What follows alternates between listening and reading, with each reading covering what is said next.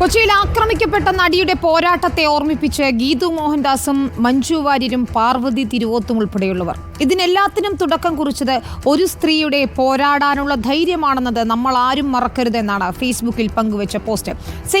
സൈഫുനിസ അലിയാർ ചേരുന്നു കൊച്ചിയിൽ നിന്ന്. സൈഫുനിസ, ആ സ്ത്രീയുടെ പോരാട്ട വീര്യത്തെ തന്നെയാണ് നമ്മൾ ബിഗ് സല്യൂട്ട് ചെയ്യുന്നത്. ഹേമ കമ്മിറ്റി രൂപീകരിക്കുന്നതിലേക്ക് നയിച്ചത്. ഇന്നിപ്പോൾ ഇത്രയധികം ആളുകൾക്ക് ഈ തുറന്നു പറച്ചിലിന് ധൈര്യം നൽകുന്ന രീതിയിൽ ഹേമ കമ്മിറ്റി റിപ്പോർട്ട് പുറത്തു വന്നത്.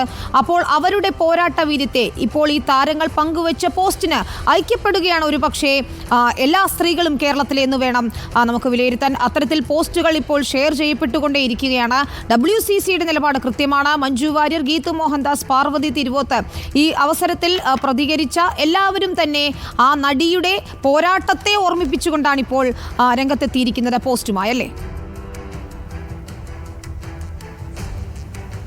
തീർച്ചയായും നടി മഞ്ജു വാര്യർ, ഗീതു മോഹൻദാസ്, പാർവതി തിരുവോത്ത് തുടങ്ങി WCCയിലെ സജീവമായി നിൽക്കുന്ന എല്ലാവരും തന്നെ ഈ പോസ്റ്റ് ഷെയർ ചെയ്തിട്ടുണ്ട്.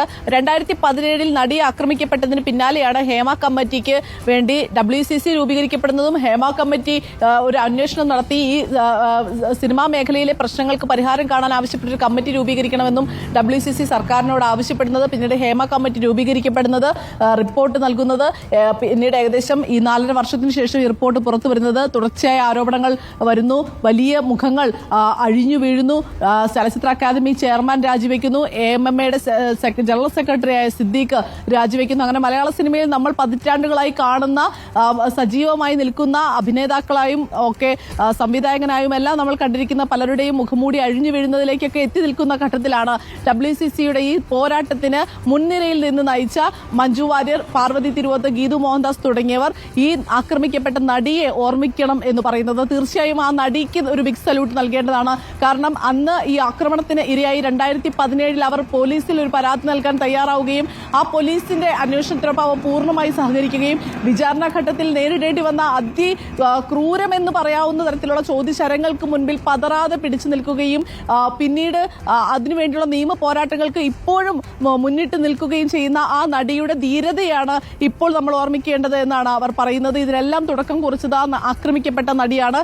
ഒരു ആക്രമണത്തിന് ഇരയായി എന്ന് പറഞ്ഞ് താനൊരു അതിജീവിത മാത്രമാണ് എന്ന് പറഞ്ഞ് ക്യാമറകളുടെ പിന്നിൽ ഒളിച്ചിരിക്കുകയല്ല അവർ ചെയ്തത്. അവർ മുൻപിൽ വന്ന് നിന്ന് ഇക്കാര്യത്തെക്കുറിച്ച് തുറന്നടിച്ച് പറയുവാൻ തയ്യാറായി എന്നുള്ളതാണ് അവർക്ക് ഏറ്റവും പ്രത്യേകമായി ഓർക്കേണ്ട ഒരു കാര്യം. കാരണം 2017 ആക്രമണത്തിന് ഇരയായതിന് പിന്നാലെ തന്നെ സിനിമ അവസരം ഇതിനു മുൻപ് തന്നെ, അതായത് ഈ ആക്രമണത്തിന് ഇരയാകുന്നതിന് മുൻപ് തന്നെ ഈ സിനിമയിലെ ഈ പറയുന്ന പവർ ഗ്രൂപ്പിനെതിരെ അവർ ആഞ്ഞടിച്ചിരുന്നു എന്നുള്ളതാണ്. ഒരു പത്രത്തിന് നൽകിയ അഭിമുഖത്തിൽ അവർ പറഞ്ഞത് തനിക്ക് അവസരങ്ങൾ നിഷേധിക്കപ്പെടുന്നു മലയാള സിനിമയിൽ എന്ന് അവർ തുറന്നു പറഞ്ഞു. അതായത് ഒരു നടനുമായുള്ള പ്രശ്നത്തിന് പിന്നാലെ ഈ നടൻ ഇടപെട്ട് തന്റെ അവസരങ്ങൾ നിഷേധിക്കുന്നു. അതായത് ഇപ്പോൾ പറഞ്ഞതല്ല, അത് ഇപ്പോൾ നടിമാർ പറയുന്നത് പോലെയല്ല. അന്ന് ഒരു 8 വർഷം 9 വർഷം മുൻപ് ഒരു നടി കാര്യങ്ങൾ തുറന്നു പറയാൻ തയ്യാറാകും. നമ്മളിപ്പോൾ കാണുന്നുണ്ടോ നടി ഉഷയുടെ 1992 അഭിമുഖം.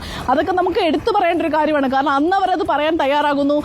ഈ 8-9 വർഷത്തിന് മുൻപ് ഈ ആക്രമിക്കപ്പെട്ട നടി അന്നേ, അതായത് ആക്രമണത്തിന് ഇരയാകുന്നതിന് മുൻപേ തന്നെ ഒറ്റപ്പെടുത്താൻ ശ്രമം നടക്കുന്നു എന്നുള്ളത് തുറന്നു പറയുകയും പിന്നീട് അതിന്റെ എല്ലാം പിന്നാലെയാണ് ഇവർ ആക്രമണത്തിന് ഇരയാവുകയും ചെയ്യുന്നത്. അപ്പോഴും ഇവർ തളർന്നില്ല.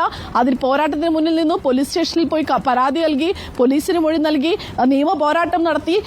തന്റെ ഈ ആക്രമണ ദൃശ്യങ്ങൾ ചോർന്നു എന്നറിഞ്ഞ് റിപ്പോർട്ട് TV മെമ്മറി കാർഡ് ചോർന്നു അടക്കമുള്ള വാർത്തകൾ പുറത്തുവിട്ടതിന് പിന്നാലെ അതിൽ അന്വേഷണം നടത്തണമെന്നാവശ്യപ്പെട്ട് അതിന്റെ ഓരോ നിയമവശങ്ങളിലും അവർ ഇടപെട്ട് കൃത്യമായി പ്രതികളിലേക്ക് എത്താനും കുറ്റക്കാരിലേക്ക് എത്താനും, എന്തായാലും നമ്മൾ ആ കേസിന്റെ ഒരു നാൾ വഴി പരിശോധിച്ചാൽ പോലും അതിന്റെ പൂർണ്ണഘട്ടത്തിൽ, അതിന്റെ അവസാന ഘട്ടത്തിലേക്ക് എത്തിയില്ലെങ്കിൽ പോലും ആരെല്ലാമാണ് ഇതിന് പിന്നിൽ, ആരെല്ലാമാണ് ഇതിന് പിന്നിൽ പ്രവർത്തിച്ചതെന്നെല്ലാം നമുക്ക് വ്യക്തമാകുന്ന ഒരു നിയമ പോരാട്ടം അവർ നടത്തി എന്നുള്ളതാണ് എടുത്തു പറയേണ്ട കാര്യം. എന്തായാലും ഈ ഘട്ടത്തിൽ നമ്മൾ ഓർമ്മിക്കപ്പെടേണ്ടത് ആക്രമിക്കപ്പെട്ട നടിയെയാണ്, ആ നടി നടത്തിയ ധീരമായ പോരാട്ടത്തെയാണ് എന്ന് പറഞ്ഞുകൊണ്ടാണ് ഇപ്പോൾ നടി മഞ്ജു വാര്യരാണെങ്കിലും പാർവതി തിരുവോത്താണെങ്കിലും ഗീതു മോഹൻദാസ് ആണെങ്കിലും സാമൂഹിക മാധ്യമങ്ങളിലൂടെ ഈ കുറിപ്പ് പങ്കുവയ്ക്കുന്നത്. വിനീത.